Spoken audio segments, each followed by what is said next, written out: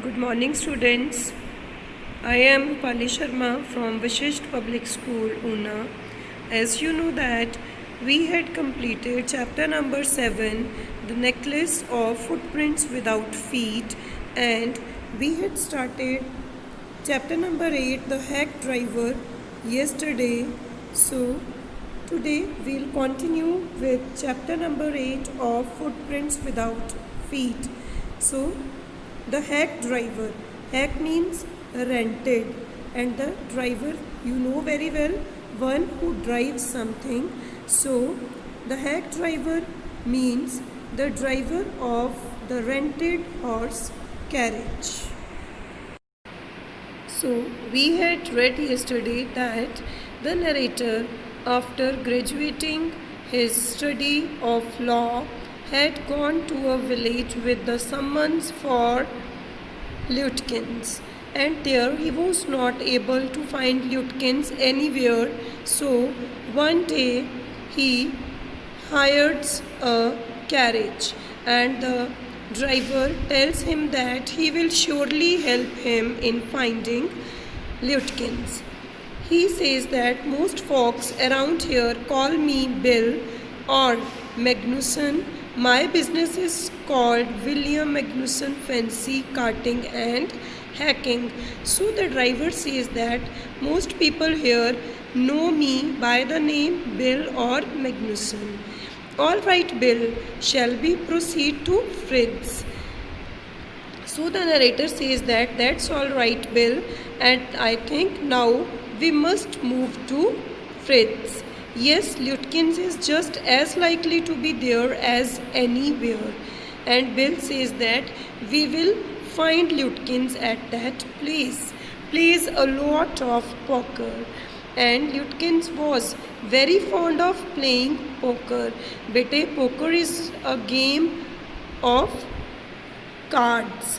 It is like playing cards. The game we play cards, and and Lutkins was fond of playing that game. He is good at deceiving people. Bill seemed to admire Lutkins' talent for dishonesty.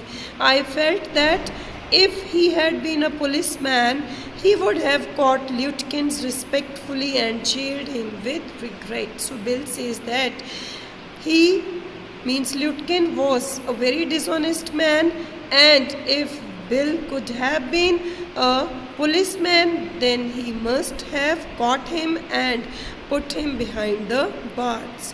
Bill led me into Fritz. Have you seen Oliver Lutkins around here today? Then they reach to Fritz, and Bill asks Fritz that have you seen Oliver Lutkins at this place today? Friend of his looking for him.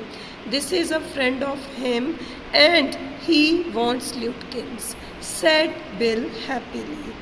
Fritz looked at me, hiding behind Bill. Then Fritz looked towards the young lawyer, and he hid himself behind Bill. Then hesitatingly, Fritz said that he was here some time ago, but now he has gone to Gustav's to get a shave.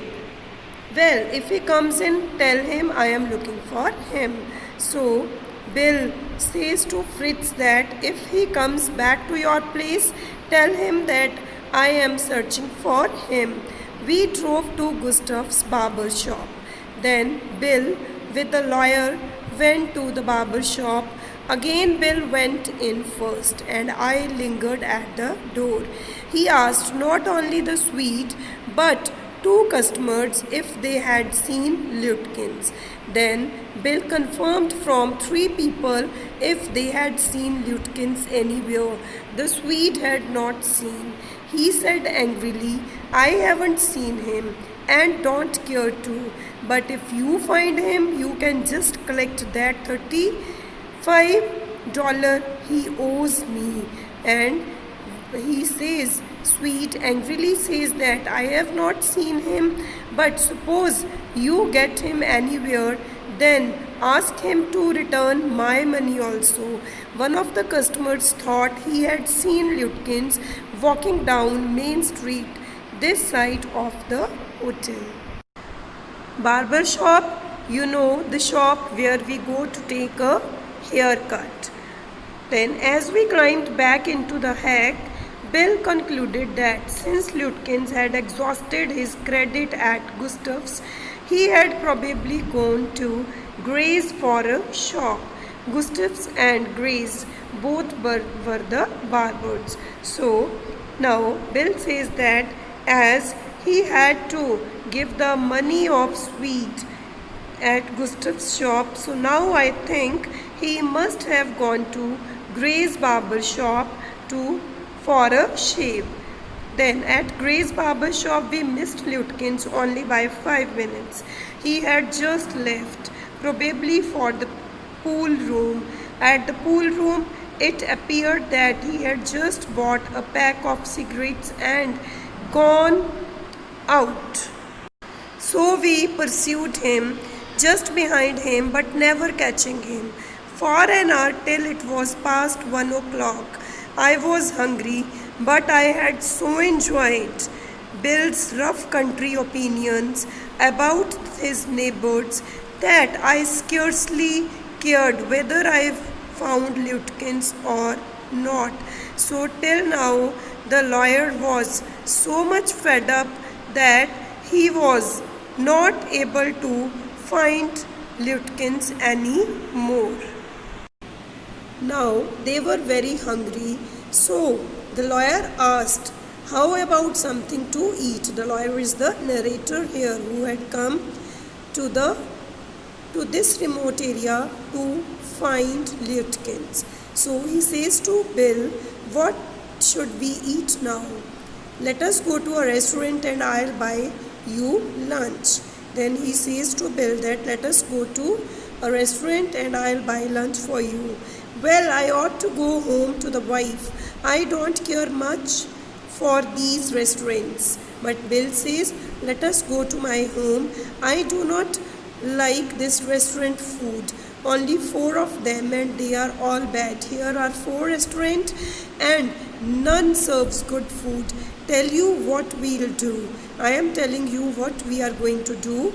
We will get the wife to pack up a lunch for us. She won't charge you more than $50. My wife will pack the lunch and she will not charge more than $50, and it would cost you more for a greasy meal in a restaurant. The restaurant meal would be greasy meal, but it would be a delicious food, and we'll go up to Wade's Hill and enjoy the view while we eat. I know that Bill's helpfulness to the young fellow from the city was not entirely a matter of brotherly love. So the narrator says that I know that Bill was not doing all this for the brotherly love, but he was making money also. I was paying him for his time. In the end, I paid him for 6 hours, and I had to pay him for 6 hours, including the lunch hour also. But narrator says that he was no more dishonest than I. Narrator thinks that he is more dishonest than Bill, because narrator was going to charge all the money from the firm, but it would have been worth paying him myself to have his praises.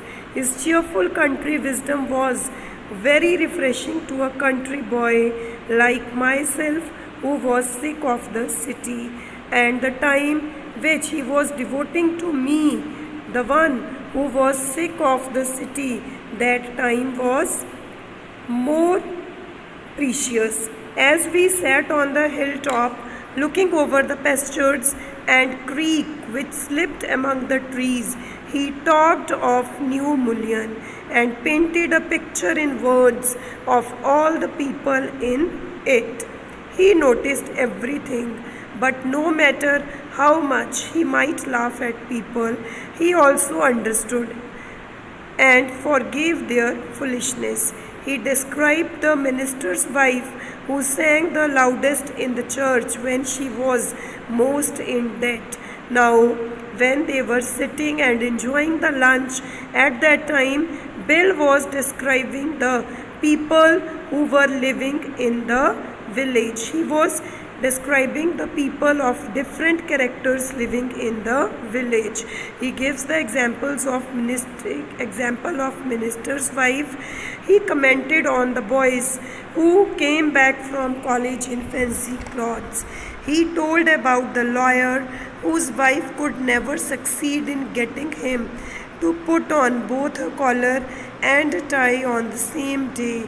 He made them all live. All the examples were given with live shows. Means it was all a live show for the narrator.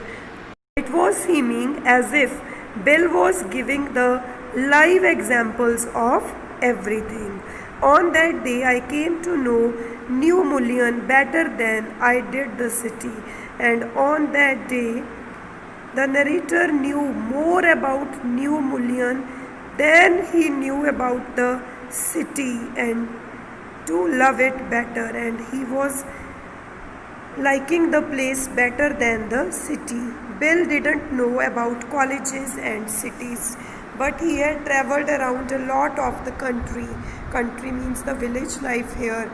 Means Bill knew least about the colleges and cities, but he knew much about the village. Had a lot of jobs. From his adventures, he had brought back a philosophy of simplicity and laughter. He strengthened me, and Bill gave positive strength to the narrator. We left that peaceful scene of meadows and woods, and after having their lunch, they left that beautiful place and resumed our search of Oliver Lutkins, and they started their work of finding Oliver Lutkins. We couldn't find him. At last, Bill resumed a friend of Lutkins. Bill cornered a friend of Lutkins and made him admit what he guessed and made him agree what he was guessing. The friend of Lutkins said that he had gone out to his mother's farm and it was 3 miles towards north from the place where they were standing. We drove out there laying plans. They started their journey towards that place, and on the way they were laying the plans also.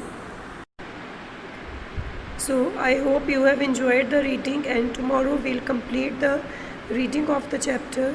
So till then, bye students, have a nice day ahead.